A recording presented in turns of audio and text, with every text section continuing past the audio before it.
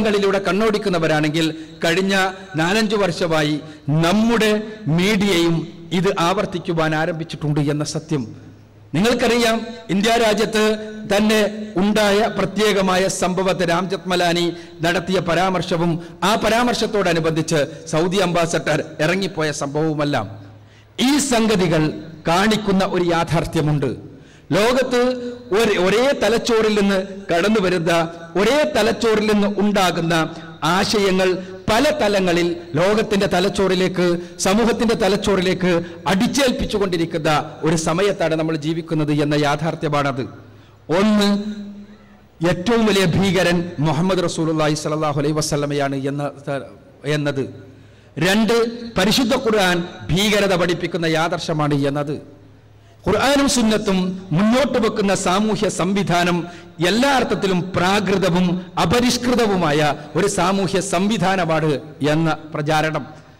അതോടൊപ്പം തന്നെ ഈ അപരിഷ്കൃതമായ ഈ എല്ലാ അർത്ഥത്തിലും പിന്നോക്കമായ ആധുനിക സമൂഹത്തിന് ഒരിക്കലും സ്വീകരിക്കുവാൻ സാധ്യമല്ലാത്ത ഈ സാമൂഹ്യ സംവിധാനത്തിന് ലോകത്ത് പ്രചരിപ്പിച്ചുകൊണ്ടിരിക്കുന്നത് മതമൗലികവാദികളാണ് എന്നത്. ആ മതമൗലികവാദികളിൽ എന്താണ് ഭീകരത ലോകവ്യാപകമായി നടന്നുകൊണ്ടിരിക്കുന്നത് എന്നത്. ഈ മതമൗലികവാദത്തിന്റെ ലോകത്തെ ഉദാഹരണമാണ് മതമൗലികവാദത്തെ ലോകത്ത് വ്യാപിപ്പിക്കുന്ന ഒരു ടീമാണ് വഹാബികൾ എന്നത്. ഇതാണ് വളരെ സമർത്ഥമായി പല തലങ്ങളിലൂടെ പല രൂപങ്ങളിലൂടെ ഇന്ന് പ്രചരിപ്പിച്ചുകൊണ്ടിരിക്കുന്നത്. തീർച്ചയായും നിങ്ങൾ ഇന്ന് ബിരുദത്തിന് വേണ്ടി പഠിക്കുന്നവർ ബിരുദകാലം കഴിഞ്ഞ് നിങ്ങൾ സമൂഹത്തിലെ പച്ചയ യാഥാർത്ഥ്യങ്ങളുമായി സമൂഹവുമായി സംവദിക്കുവാൻ ആരംഭിക്കുന്ന സന്ദർഭത്തിൽ നിങ്ങൾക്ക് നേരിടേണ്ടത് ഈ രൂപത്തിൽ നേരത്തെ പറഞ്ഞ നാർസിസിസം തലക്ക് പിടിച്ച ഇസ്ലാമിനെ കുറിച്ച് ഈ തലത്തിൽ ചിന്തിക്കുന്ന ഒരു സമൂഹത്തെയാണ്.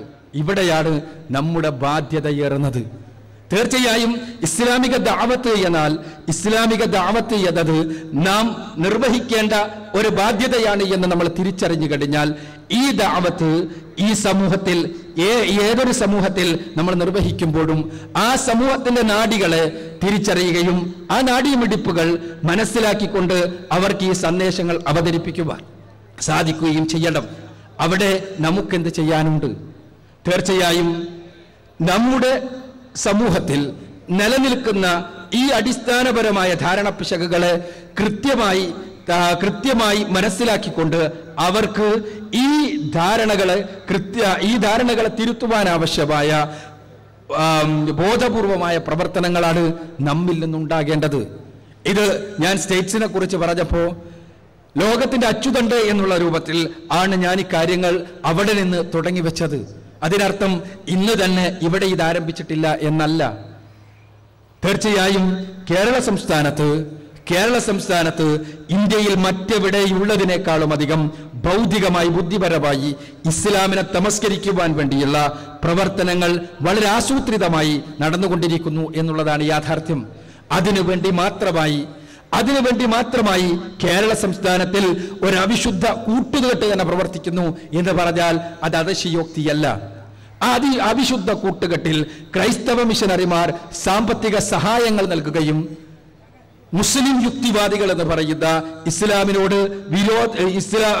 ഇസ്ലാമിനെ തമസ്കരിക്കുന്ന കാര്യത്തിൽ പരമാവധി പരിശ്രമിക്കുന്ന ആളുകൾ ആ സഹായത്തിന്റെ അടിസ്ഥാനത്തിൽ എഴുത്ത് വേലകളിൽ ഏർപ്പെടുകയും ചെയ്തുകൊണ്ട് ഉള്ള വളരെ സമർത്ഥമായ ഒരു അവിശുദ്ധ സങ്കരത്തിന്റെ പ്രോഡക്റ്റുകൾ ആണ് ഇന്ന് ഈ കേരളീയ സമൂഹത്തിന് ഇസ്ലാമിനെ കുറിച്ച് അറിവ് നൽകുന്ന പല കാര്യങ്ങളുടെയും അടിത്തറ എന്നുള്ളതാണ് യാഥാർത്ഥ്യം. ഈ കൂട്ടുകെട്ട് പടച്ചുവിടുന്ന വെബ്സൈറ്റുകളും ഈ കൂട്ടുകെട്ട് പടച്ചുവിടുന്ന ബ്ലോഗുകളും ഈ കൂട്ടുകെട്ട് പടച്ചുവിടുന്ന ലേഖനങ്ങളുമാണ് പുതിയ തലമുറക്ക് ഇസ്ലാം എന്താണ് എന്ന് പരിചയപ്പെടുന്നതിന് വേണ്ടി ബുദ്ധിജീവികളിലൂടെ പ്രവർത്തിച്ചു കൊണ്ടിരിക്കുന്നത് എന്നുള്ളതാണ് യാഥാർത്ഥ്യം. അങ്ങനെയാകുമ്പോൾ അവിടെ നമുക്കെന്ത് പ്രവർത്തിക്കുവാനുണ്ട് എന്നുള്ളതാണ്. തീർച്ചയായും അവിടെ തന്നെയാണ് നമ്മുടെ പ്രവർത്തനത്തിന്റെ യഥാർത്ഥത്തിലുള്ള കേന്ദ്രം. ഇന്ത്യയിലെ മുസ്ലിങ്ങൾ നേരിടുന്ന ഏറ്റവും വലിയ വെല്ലുവിളിയും പ്രശ്നവുമായി മിലിറ്റന്റ് ഹിന്ദുയിസത്തെ ആണ് എല്ലാവരും അവതരിപ്പിക്കാറുള്ളത്. മിലിറ്റന്റ് ഹിന്ദുയിസം തീർച്ചയായും ഒരു പ്രശ്നമാണ്, സാമൂഹ്യ പ്രശ്നമാണ്. അത് മുസ്ലിങ്ങളുടെ മാത്രമല്ല, സമൂഹത്തിന്റെ തന്നെ, മതേതരത്വത്തിന്റെ തന്നെ പ്രശ്നമാണ്. പക്ഷേ ആ മിലിറ്റന്റ് ഹിന്ദുയിസം എന്നത് കേവലമായ ഒരു മുസ്ലിം വിരോധത്തിൽ നിന്ന് ഉടലെടുക്കുന്നതാണ് എന്ന് നമ്മൾ തെറ്റിദ്ധരിക്കേണ്ടതില്ല. മറിച്ച് ഇസ്ലാമിനെ തമസ്കരിച്ചുകൊണ്ട് തന്നെ, ഇസ്ലാമിനെ കുറിച്ച് തെറ്റിദ്ധാരണയുണ്ടാക്കിക്കൊണ്ട് തന്നെ, ഇസ്ലാമിനെ കുറിച്ച് വളരെ മോശമായ ധാരണകൾ സൃഷ്ടിച്ചെടുത്തുകൊണ്ട് തന്നെയാണ് മിലിറ്റന്റ് ഹിന്ദുയിസം വളരുന്നത്. ഈ ഇസ്ലാമിനെ കുറിച്ച് തെറ്റിദ്ധാരണ സൃഷ്ടിക്കുവാൻ മിലിറ്റന്റ് ഹിന്ദുയിസത്തിന് ഇന്റലക്ച്വൽ സപ്പോർട്ടായി നിലകൊള്ളുന്നത് ഞാൻ നേരത്തെ പറഞ്ഞ ആ അവിശുദ്ധ കൂട്ടുകെട്ടാണ്. ഇവിടെയാണ് ദാർശനികമായി തന്നെ ഇസ്ലാം വിരുദ്ധരെ എങ്ങനെ പ്രതിരോധിക്കണം എന്ന തലത്തിലേക്ക് നമ്മൾ കടന്നു ചെല്ലുന്നത്. നിങ്ങളെ സംബന്ധിച്ചിടത്തോളം നിങ്ങൾക്ക് ആ രംഗത്ത് ഏറെ ചെയ്യാൻ കഴിയും ഇപ്പോൾ മുതൽക്ക് തന്നെ. നിങ്ങൾക്കറിയാം, ഇന്ന് നെറ്റ് ബേസ്ഡ് ആയ ഇൻഫർമേഷൻ ഹൈവേയുടെ കാലഘട്ടമാണ്. തീർച്ചയായും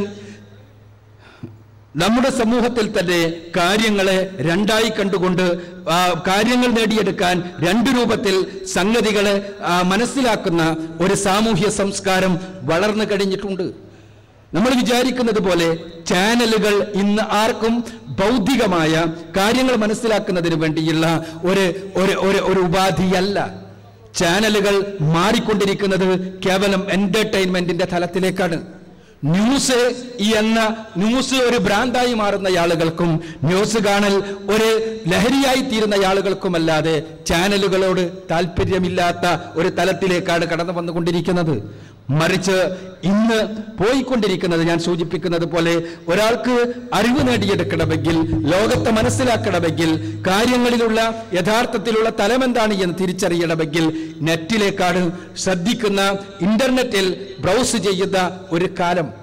അവിടെ ഇസ്ലാമുമായി ബന്ധപ്പെട്ടുകൊണ്ട് ഇസ്ലാമിനെ നിങ്ങൾ സെർച്ച് ചെയ്താൽ, ഇസ്ലാമിനെ അറിയാൻ ശ്രമിച്ചാൽ നിങ്ങൾക്ക് കുന്നുകൂടി ലഭിക്കുന്നത് ഇസ്ലാമിനെ കുറിച്ച് തെറ്റിദ്ധാരണകൾ മാത്രമുള്ള ഒരുപാട് സാധനങ്ങൾ. ഇവിടെ നമുക്കെന്ത് ചെയ്യാനുണ്ട്? തീർച്ചയായും അവിടെയാണ് ടെക്നോളജിയും ബുദ്ധിയും ഒരേപോലെ നമ്മൾ വർക്ക് ചെയ്യേണ്ട രംഗം. തീർച്ചയായും അവിടെ ഒരു ബ്ലോഗിലൂടെ, ഒരു സൈറ്റിലൂടെ, ഒരു പോസ്റ്റിലൂടെ, ഒരു ഫേസ്ബുക്കിലൂടെ നിങ്ങൾക്ക് തിരുത്താൻ കഴിയുന്നിടങ്ങളിൽ തിരുത്തുവാൻ അവിടെ നിങ്ങൾക്ക് നിങ്ങളുടേതായ ബാധ്യതയുണ്ട്. അതോടൊപ്പം തന്നെ അവിടെയെല്ലാം പുതിയ വിമർശനങ്ങൾ ഉന്നയിക്കപ്പെട്ടുകൊണ്ടിരിക്കുന്നു. ആ വിമർശനങ്ങൾ ഉന്നയിക്കപ്പെടുമ്പോൾ നിങ്ങൾക്ക് ആ വിമർശനങ്ങളുടെ വേരുകൾ മനസ്സിലാക്കി അതിനോട് പ്രതികരിക്കേണ്ട ബാധ്യത നിങ്ങൾക്കുണ്ട്. തീർച്ചയായും ശാസ്ത്രീയമായ അടിസ്ഥാനപരമായ അവബോധവും മതപരമായ അറിവും ഇത്തരം പ്രോഗ്രാമുകളിലൂടെ ലഭിക്കുന്ന ആളുകൾ എന്നുള്ള നിലക്ക് ആ അറിവ് വർദ്ധിപ്പിച്ചെടുത്ത് ഈ ഇസ്ലാമിനെതിരെയുള്ള ബുദ്ധിപരമായ ആക്രമണങ്ങളെ വളരെ കൃത്യമായി പ്രതിരോധിക്കേണ്ട ഉത്തരവാദിത്തമുള്ളവർ നിങ്ങളാണ്. ഈ സമൂഹത്തിന്റെ ക്രീമായിട്ടുള്ള നിങ്ങൾ.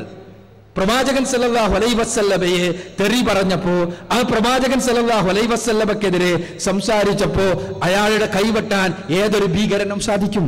പക്ഷേ ആ കൈവെട്ടും കൂടി നിർവഹിക്കപ്പെടുന്നതോടുകൂടി പ്രവാചകൻ സല്ലല്ലാഹു അലൈഹി വസല്ലമയെ ഏതൊരു തലത്തിലാണോ അവതരിപ്പിക്കുവാൻ വേണ്ടി ഇസ്ലാമിന്റെ ശത്രുക്കൾ ശ്രമിച്ചത്, ആ അവതരണത്തിന് ഉപോത്ബലകമായ ഒരു തെളിവ് കൂടി കൊടുക്കാൻ കഴിഞ്ഞു എന്നല്ലാതെ മറ്റൊന്നും സാമൂഹ്യമായി സംഭവിച്ചിട്ടില്ല. അവിടെയാണ് നിങ്ങളുടെ പ്രവർത്തനത്തിന്റെ കാതൽ സ്ഥിതി ചെയ്യുന്നത്. പ്രവാചകൻ സല്ലല്ലാഹു അലൈഹി വസല്ലമയുടെ യഥാർത്ഥത്തിലുള്ള ചിത്രം അവതരിപ്പിക്കുവാൻ ആരാണ് ആ സമയത്ത് പരിശ്രമിച്ചത്? നിങ്ങൾക്കുള്ള തലങ്ങളിൽ വെച്ച് റസൂലുള്ളാഹി സ്വല്ലല്ലാഹു അലൈഹി വസല്ലമയുടെ വ്യക്തി ജീവിതത്തെ കടിച്ചു കീറുന്ന ബ്ലോഗുകൾ ഉണ്ടായപ്പോൾ, പ്രവാചകൻ സല്ലല്ലാഹു അലൈഹി വസല്ലമയുടെ ജീവിതത്തിന്റെ ഓരോ വശങ്ങളെയും മോശമായി അവതരിപ്പിക്കുന്ന സൈറ്റുകൾ ഉണ്ടായപ്പോൾ നിങ്ങൾക്കുള്ള അറിവനുസരിച്ച് നിങ്ങൾ അതിനോട് പ്രതികരിച്ചുവോ? നിങ്ങൾക്ക് ഹിറ്റ് ചെയ്യാൻ കഴിയുന്ന സ്ഥലങ്ങളിൽ നിങ്ങൾ ഹിറ്റ് ചെയ്തുവോ? ഇസ്ലാം വിരുദ്ധർ ആ വിഷയം വളരെ മോശമായി കാർട്ടൂണുകളിലൂടെ, പ്രസിദ്ധീകരണങ്ങളിലൂടെ, ബ്ലോഗുകളിലൂടെ ചർവണം ചെയ്ത് ആളുകളുടെ മുന്നിൽ ഇത് വളരെ മ്ലേച്ഛമായി അവതരിപ്പിച്ചപ്പോൾ, പ്രവാചകനെ വളരെ മോശമായി അവതരിപ്പിച്ചപ്പോൾ മക്ക കാലഘട്ടത്തിൽ ആണ് മുഹമ്മദ് നബി കാരുണ്യത്തിന്റെ പ്രവാചകനായത് എന്നും മദീനയിലെത്തിയപ്പോഴേക്ക് ഭീകരനും നികൃഷ്ടനുമായി തീർന്നുവെന്നുമുള്ള ആശയങ്ങൾ തെളിവുകൾ എന്ന് പറയുന്ന, തെളിവുകൾ എന്നവർ വിളിക്കുന്ന വാറോലകളുടെ അടിസ്ഥാനത്തിൽ അവർ സമർത്ഥിക്കാൻ വേണ്ടി പരിശ്രമിച്ചപ്പോൾ